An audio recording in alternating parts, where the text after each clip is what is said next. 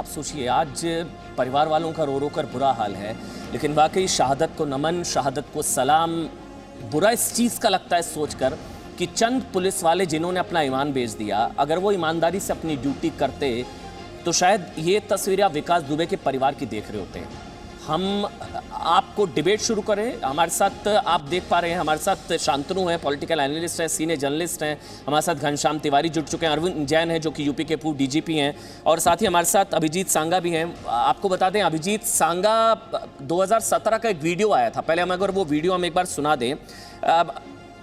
विकास दुबे का वीडियो था 2017 का, जिसमें इनका नाम लिया गया था, इसलिए आज हमने इनको विशेष तौर पर बुलाया है, इनसे कुछ सवाल हम करेंगे। वो वीडियो एक बार अगर सुनाया जाए एक बार विकास दुबे का, गैंगस्टर विकास दुबे का। अपने लोकल लीडर्स और उनसे है जो अपने हमारे यहाँ के प्रबुद्ध लोग हैं उनसे किया था मैंने। कौन कौन है? जैसे हमारे लोकल विधायक हैं, भगवती प्रसाद सागर जी हैं, और अभिजीत सांगा जी हैं एमएलए, और हमारे ब्लॉक प्रमुख हैं। तो आपने सुना, अभिजीत सांगा का ये गैंगस्टर अपराधी नाम ले रहा है। हमारे साथ इस वक्त बीजेपी से विधायक हैं अभिजीत सांगा, वो इस वक्त हमारे साथ जुड़ चुके हैं। अभिजीत सांगा जी, ये इतने सम्मान से आपका नाम क्यों ले रहा है अभिजीत सांगा जी? कब से आप इनको जानते हैं और ये आपका नाम क्यों ले रहा है सर? देखिए अमन जी, कल 9 बजे से ये वीडियो हम लोग मीडिया के माध्यम से, न्यूज़ चैनल के माध्यम से, सोशल मीडिया के माध्यम से देख रहे हैं। और मैं एक बात आपके बीच में साफ कर देना चाहता हूं कि जैसा कि आप ही बता रहे हैं 2017 का वीडियो है जी, और 2017 में जब एसटीएफ ने इसको पकड़ा और पकड़ने के बाद में निश्चित रूप से जब इंट्रोगेशन हुई होगी तो इसने ये बयान दिया होगा, जो कहीं ना कहीं वीडियो के रूप में बनाने का काम एसटीएफ ने किया। निश्चित रूप से इसकी जांच भी हुई होगी, और जांच के बाद इसमें क्या भूमिका हमारी है या और भी जो विधायक जी का नाम लिया गया है उनकी है, तो ये कुख्यात दुर्दांत अपराधी है, एक सातिर अपराधी है। और इसके बारे में मैं आपको बताना चाहता हूँ, ये इतना सातिर है कि 20 सालों से अपराध जगत में कदम रख करके उस क्षेत्र में अपराध कर रहा है, और जब जब जिसकी सरकार रही है एक ऐसा आभामंडल बनाने का काम करता है, ऐसा वातावरण बनाने का काम करता है, जनता को, वहाँ के प्रशासन को, पुलिस को इस तरह के वातावरण बनाने के बाद में कहीं ना कहीं प्रभावित करने का काम करता है।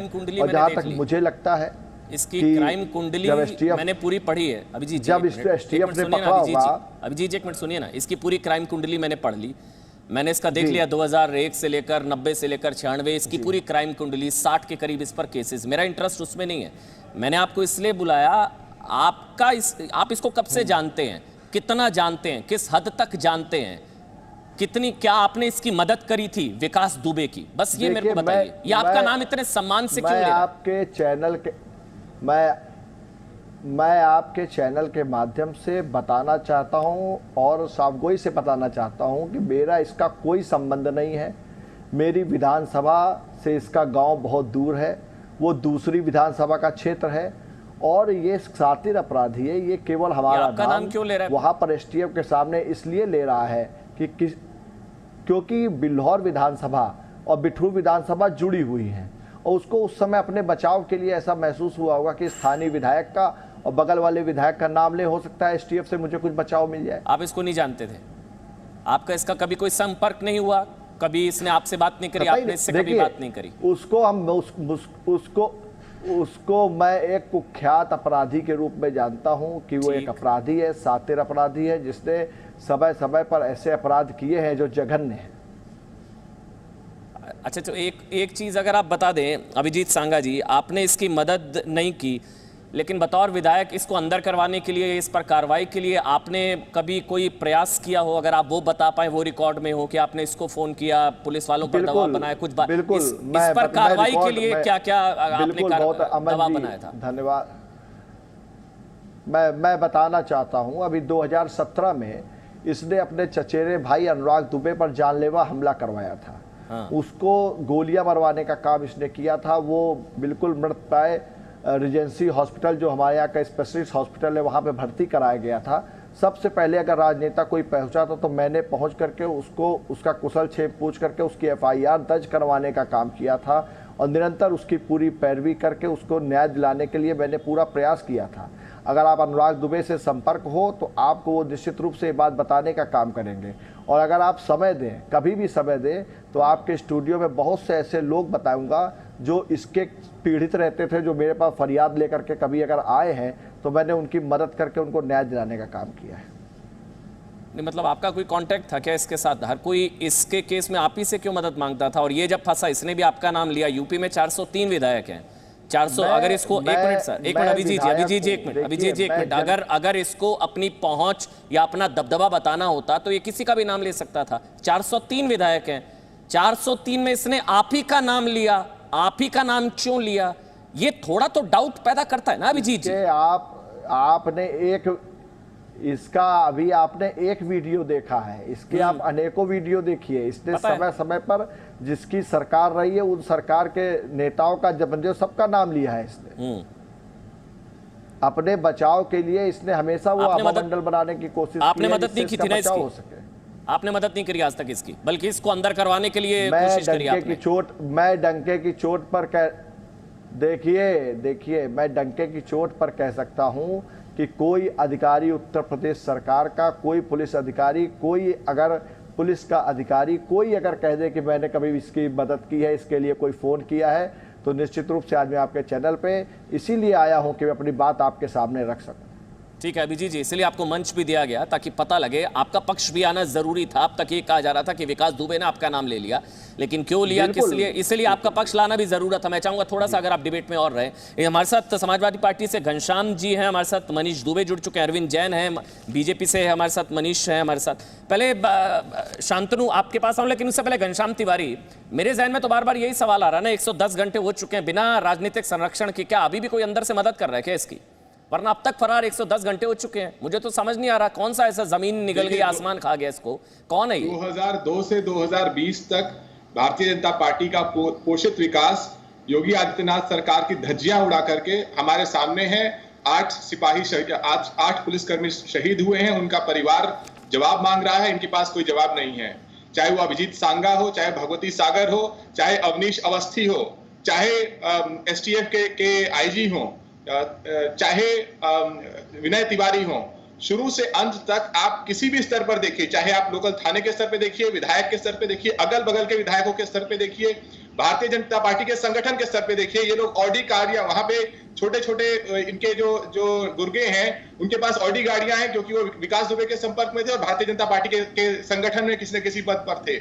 जिस गाड़ी में पकड़ा गया उस पर संघ परिवार लिखा हुआ है, उस गाड़ी के ऊपर भारतीय अध्यक्ष, भारतीय हिंदू संगठन लिखा हुआ है। तो शुरू से अंत तक ये पोषित है भारतीय जनता पार्टी के द्वारा। जहां तक अभिजीत सांगा की बात है, देखिए हमने साफ साफ कहा है कि हमारी पार्टी ने मांग की है कि इसके पिछले 5 साल के कॉल रिकॉर्ड सबके सामने सार्वजनिक किए जाने चाहिए।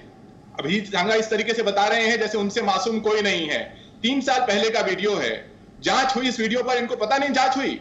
2 लोगों का नाम है, जिन 2 लोगों का नाम है उनसे समाजवादी पार्टी टिकट दे रही है, समाजवादी पार्टी जिला पंचायत का चुनाव लड़ा रही है, समाजवादी पार्टी के कार्यकाल में वो 2 गाड़ियों से घूम रहा है, 20 असलहे लेकर घूम रहा है। वन विभाग के दरोगा बोले दहशत में है परिवार। ये पिछले साल इनके ऊपर आर्टिकल छपा हुआ है, धमकी, दरोगा कह रहा है दहशत में इनके चलते परिवार है। इन्होंने दरोगा को क्या कहा, 2 मिनट में घुसेड़ देंगे, टांगे तोड़ देंगे, दरोगागिरी मिट जाएगी। तो हम इनके बयान के ऊपर हम भारतीय जनता पार्टी को पाक साफ मानेंगे? मुख्यमंत्री से लेकर पूरा बयान बताइए ना, उनके विधायकों से पूरा बयान बताइए किसके लिए मैंने लड़ाई लड़ी थी। मैंने उन किसानों की लड़ाई लड़ी थी जो किसानों के साथ अन्याय हो रहा है। सारे लोग मिलजुल कर विकास दुबे के माध्यम से अपने राजनीति को, अपने धन को बढ़ाते थे और इसीलिए इनका नाम आ रहा है और किसी का नाम नहीं आ रहा है। घनश्याम देखिए, अब इसका घनश्याम तिवारी आप दे रहे हो। घनश्याम तिवारी एक मिनट, एक चीज देखे ना, आप जवाब दे दीजिएगा। अभिजीत सांगा जवाब दीजिएगा। घनश्याम तिवारी ऐसा तो है नहीं, आपकी सरकार नहीं रही इस दौरान, अब आपकी भी तो 2012 से 17 रही है। नंबर 1, एक मिनट सुनिए। नहीं, मैं किसी को नहीं बचा रहा, मैं वही कह रहा हूँ ना, सर्वदलीय कनेक्शन था ना, सर्वदलीय कनेक्शन था ना, ऐसा तो है नहीं किसी बीजेपी के साथ सर्वदलीय कनेक्शन था ना, मैं वही कह रहा हूँ ना, ऐसा तो है नहीं कि सिर्फ बीजेपी से कनेक्शन, इसकी कुंडली निकलेगी तो सपा कनेक्शन भी आएगा। मैं इसलिए कह रहा हूँ, हाँ मैं इसलिए कह रहा हूँ सर्वदलीय कनेक्शन था इसका।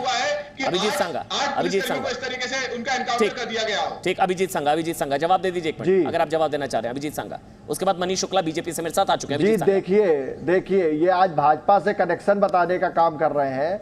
मैं इनको बताना चाहता हूं कि 2012 में जब संतोष शुक्ला वाला कांड हुआ था, उस समय भाजपा की सरकार थी, तब इनको जेल भेजने का काम हमारी सरकार ने किया था।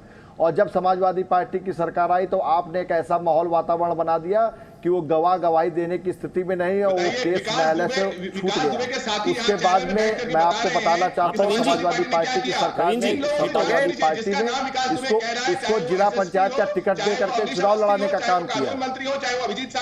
इसको चुनाव लड़ाने का काम किया। समाजवादी पार्टी की सरकार में 2-2, 4-4 गाड़ी से 20-20 असलहे लेकर के ये पूरे क्षेत्र में गुड्डाई करता था। और 2017 में भाजपा की सरकार आते ही एसटीएफ ने इसको गिरफ्तार करके जेल भेजने का काम किया। 2 साल ये जेल में रहा। ये हमारी सरकार ने हमेशा इस पर निरोधात्मक कार्रवाई करने का काम किया है।